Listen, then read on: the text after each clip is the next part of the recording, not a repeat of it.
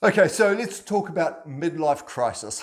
I think they're underrated. I'll tell you what, look, I'm 52. I think I've probably been through one or two. I'm not too sure. Now, we're not talking about getting hair extensions and buying that racy red sports car or anything like that. I think a midlife crisis is a pretty important event. In fact, we shouldn't call it a midlife crisis. I think it's deeper than that. It's a moment where you think, I'm moving into a different phase of my life. You're reevaluating both what's important to you and what you need to get done in terms of a sense of fulfillment before you die. Just that simple. If we think about our lives really roughly, bear with me here, as 80 minutes or 90 minutes, and we convert that to a game of football or a game of rugby, let's go with football. Let's go with 90 minutes. And so the 90 minutes equates to the 90 years of our lives. If we're in minute 50, we're just early on in the second half. We've just come back after the halftime break and we're back into the second half, which kind of makes sense that that's the time we think about where have we got in our lives and where we need to go. Now, I know it can be a bit hard because sometimes we think, hey, the things I thought I was going to achieve, I haven't. Now, of course, unless you've been in a coma for 5 years, you've had those whole 50 years. So they've just been what they've been. I mean, we can't predict ahead and say these are the things we're going to accomplish by 50 because things change, not just in the next 10 years after we make that decision, but the next day, everything changes. And if you're over the age of 8 and you're watching this, and you shouldn't be watching this if you're 8, you should be watching something much better, but you'll know that the last 4 years-ish, we've sort of lost to COVID and the recovery after COVID. That's changed everything. We've had massive things in our lives that have not derailed our plans, but necessitated a change of our plans. So it seems super important, super logical that at around about maybe 50, maybe 40, if you're super advanced and you like to get things done early and you have your midlife crisis there, but that you reevaluate things. I need to stop calling it a midlife crisis. It doesn't need to be a crisis, but I'm not going to say a solemn occasion, but it's an important occasion where we're checking in on our lives and asking ourselves, where to next? Now, don't look back. I mean, do you have regrets? It interests me when someone asks someone else that question and they go, I have no regrets at all. Me, I've got loads. There's lots of, I think I've shared this in another video. If I was to go back in time, there would be a load of things I'd change. Are they consequential? Probably not.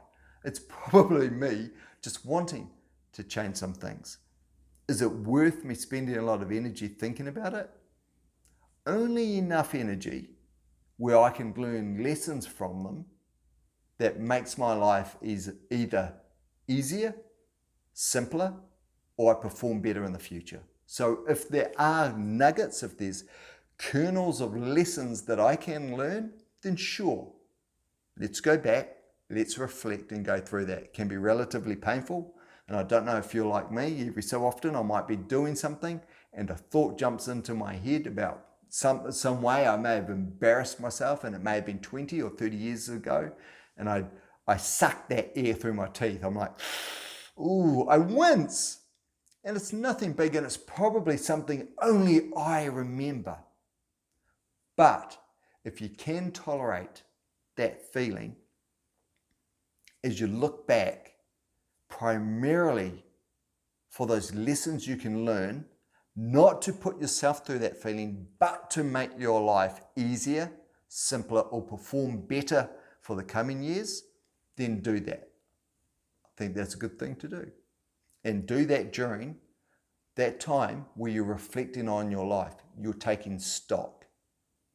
If you're doing it and it tends to happen in our midlives, that's what sports teams do during the halftime break. You look at the first half, you look at the way the game played out, what you can learn, what tactics you can take to the second half. It's only the second half. The other tip I'll share with you is this. Too often, I will look back, or I had looked back and gone, I wish I'd done this when I was 20 or 30. Because then I'd be in a different position now. And to be honest, that's just fantasy. But use that not to look back at decisions you made when you're 20 or 30. Pretend now that you're 80 and you're looking back at yourself at the age you're at now. For me, 51. So I'm 80, I'm looking back at 51. And as an 80-year-old, I'm thinking, I wish I did this at 51, 52. I wish I did these things. Now, that gives me energy, and it gives me focus on those things I need to do now. So don't look back, again in my case, as 51, looking at stuff I wish I did when I was 20 and 30. Pretend that you're 80 and you're looking back at 51 and going, this is the stuff I should have done when I was 51, 52. And then that's going to give you clarity on what you can do now, because you've got 30 years between 50 and 80. You've got 20 years between 60 and 80. You've got 10 years between 70 and 80. Might get to 90, might get to 70. We've got a lot more time, but we're going to waste that time if we don't have the clarity and we don't think about it. Now, the key is this.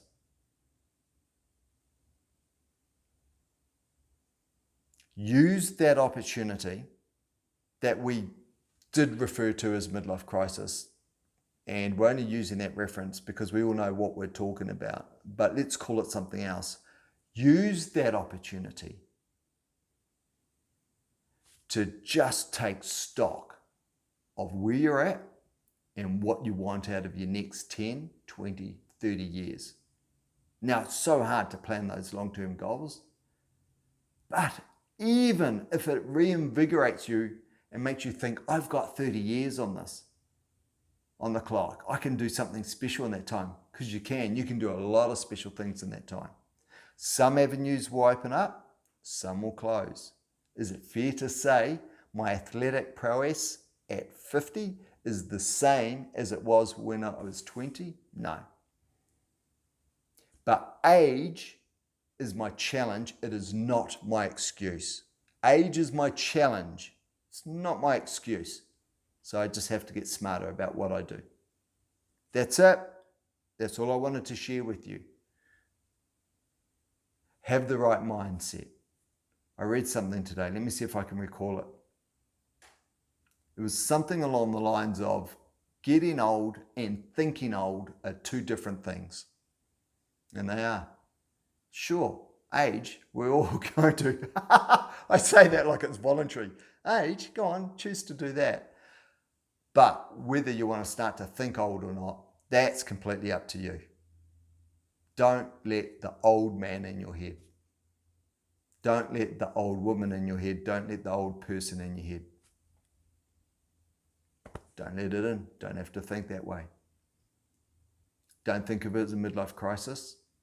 It's a fantastic reset. Think about it. Take the opportunity. Don't be dismissive of it. Take the opportunity. I'm reinvigorated. I'm so pumped. All right. I hope there was something in there for you. The reason why I build these videos is because I'm sharing the mindset that has worked for me. And if it works for you, great. Steal it. Try it. See what happens. If you've got any questions, throw them in the comments. If you want to stay in the loop with these videos, you know what to do. Hit subscribe. Tell you what, make a deal. Let's make a deal. Don't hit subscribe. I know this is going to reduce my subscription rates. That's okay. Don't hit subscribe unless you're unsubscribed from 2 other videos. If you look at your subscriptions and you've got more than 30, there's probably at least 2 there that are sitting there doing nothing. So unsubscribe from those before you subscribe to this. That way you're reducing your overall count. It's about freeing up your time. Then mark in your calendar in 3 months' time to unsubscribe from me. Because if in 3 months' time that reminder pops up and you haven't heard from me, or I've done nothing for you, or you haven't watched my videos, unsubscribe. Don't let these things pile up. That's the deal. Unsubscribe from 2 right now. Then subscribe to me. Make a note in your calendar for 3 months' time. Then unsubscribe from me. If you want to stay subscribed at that time, then that's cool. But make a note to at least make a decision in 3 months' time. That's it. Take care of yourself. Let's roll. Bye.